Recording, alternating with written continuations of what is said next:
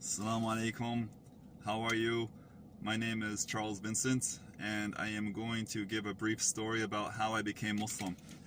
A little background first. I'm from Los Angeles, California. I was born and raised there. My mother and my father are still living there. My mother and my father are great people. They've always helped their neighbors. They've done a lot of things for our family, as any mother and father would.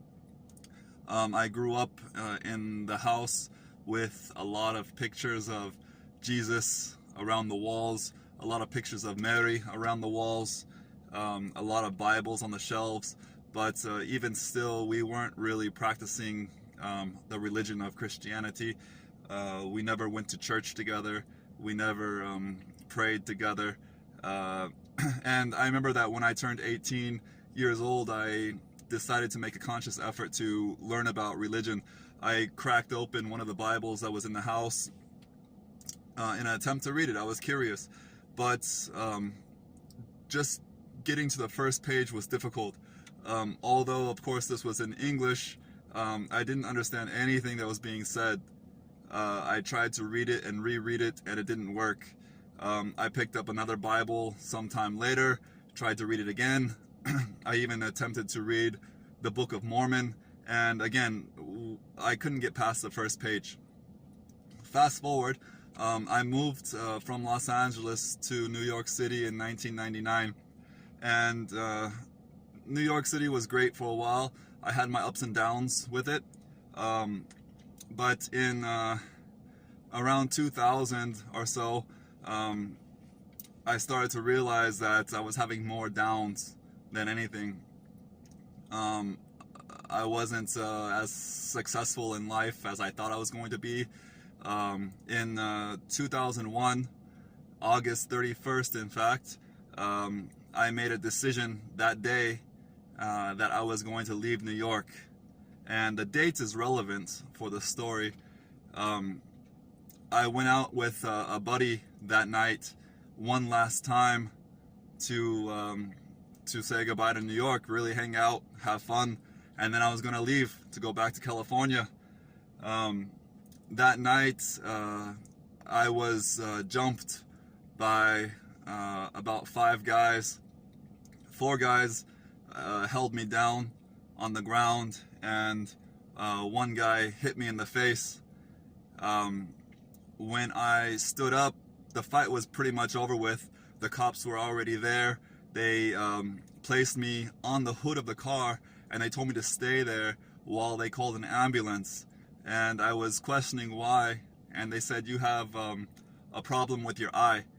And I looked at my eye in their mirror, and I could see I had like a little cut right here on my eye, and I had a little cut right here on my eye, but nothing major. But they insisted that I should go to the hospital, and they actually called an ambulance. The ambulance took me to the hospital that night, and within a matter of minutes, I could feel the pain in my face. And the doctors there at the hospital were asking me, did the guy who hit me, did he hit me with a glass bottle? And I said no. And then he asked me if the guy hit me with, or if he had a ring on his finger when he hit me. And I said, I don't know. Why?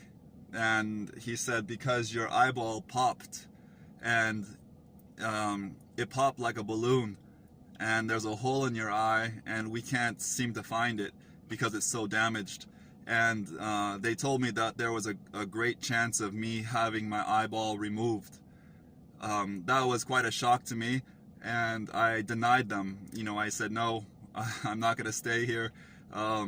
They put a bandage on my face, a patch, and I left the hospital against their wishes. The next day I woke up.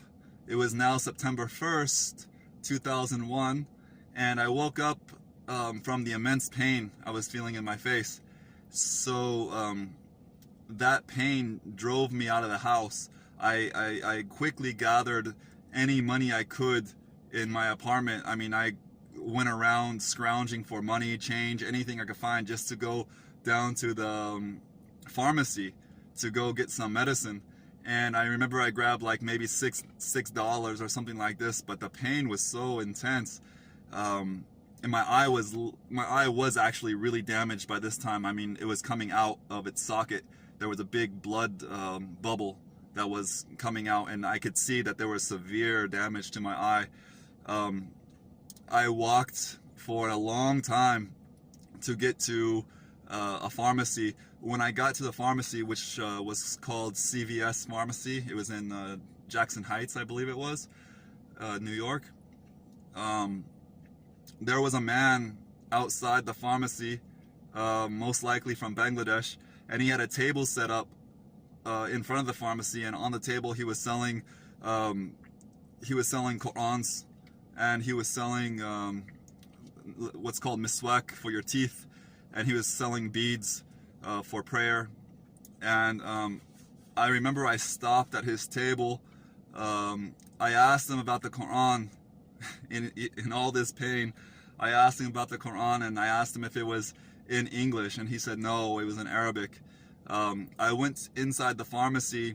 I grabbed one small packet of Advil, which was like $1, and I walked back out of the pharmacy.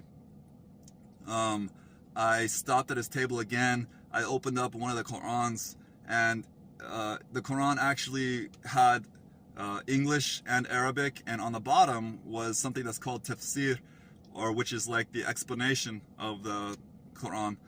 And I asked him, how much is this book? And he said $5.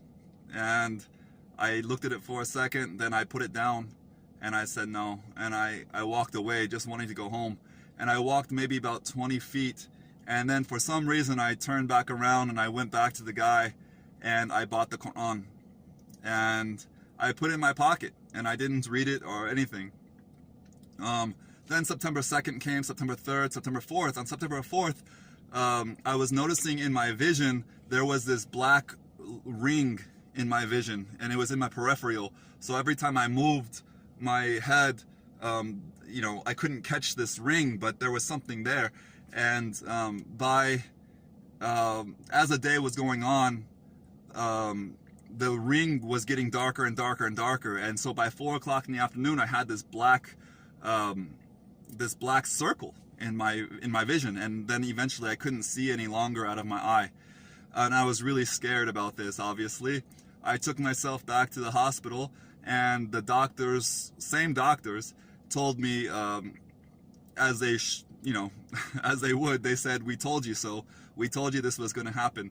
Now, if we don't remove your eyeball, you're going to probably lose vision in the other eye too." And I was really scared. I didn't know what to do. I was by myself. They told me that they were going to prepare me for surgery for the next day, and so they wrapped my face in bandages, and they told me to sleep here, and tomorrow we're going to prepare you for surgery. So as they left me, and I laid in this bed by myself, all I kept thinking about was, how did I get here? How did I get to this position? I had a good family in California. Things were fine. All my friends, everything was good for me in California. I came to New York, and next thing I know, I'm going to have my eyeball removed. It was very surreal. And at that time, really was the first time I really prayed. And I didn't ask Jesus. I didn't ask Mary. I just asked God not to let this happen to me.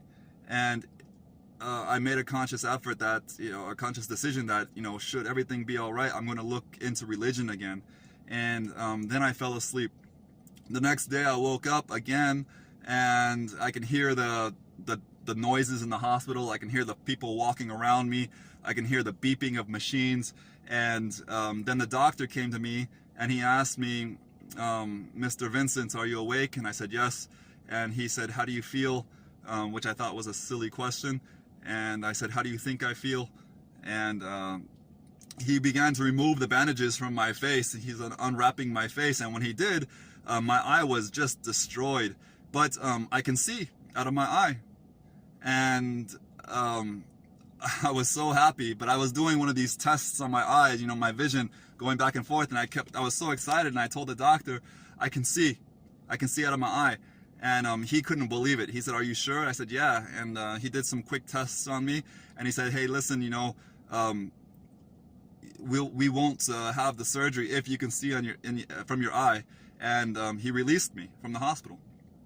And that day, I opened up the Quran and I started reading the Quran, and I just couldn't believe it. It was just, it made so much sense to me. In juxtaposed to the Bible, when I read the first page of the Bible, I couldn't understand it. And reading the Quran, just the first page, it just made sense to me. Then I went to the next chapter, and the next chapter starts with, in Arabic, it starts with Alif Lam Mim, and then it says, "In this book, there is no doubt." And just that statement by itself was so profound for me. I was shocked what that meant. Then as I read more of the next chapter, it started speaking about Moses, alayhi salam, and Ibrahim. And I was, you know, perplexed because I was ignorant to religion, and I was wondering, why are these names in the Quran? Aren't these names supposed to be in the Bible? And as I read more and more, it just made sense to me. And I continued reading on September 5th, September 6th, September 7th, September 8th, September 9th, September 10th. And then while I'm in New York reading a Quran, September 11th happens. And it was the most surreal thing I could possibly imagine. Living there in the city, actually being able to see the buildings from my apartment smoking, on fire, and holding this Quran, and knowing that when I reflected back all my hard times that I had in New York, everybody who helped me during these hard times were Muslims. When I didn't have money, the person who helped me was a Muslim. When I didn't have food, the people who fed me were Muslims. And I'm reading this book, this amazing book, and understanding this book, which was the most fascinating thing. And on top of that, witnessing one of the most tragic events in history, the attacks of September 11th happening in front of me, and everything was just coming together, and it just made sense, meaning that what I was reading was the truth.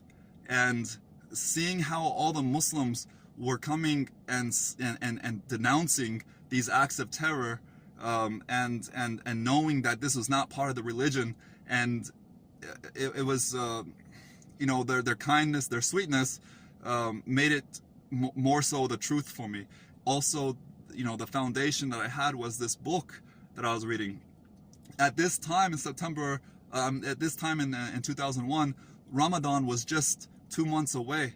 So Ramadan fell in October of that, November of that year. So I'm continuing reading the Quran, and then Ramadan came. And to see how the Muslims acted and interacted with each other during Ramadan was absolutely amazing.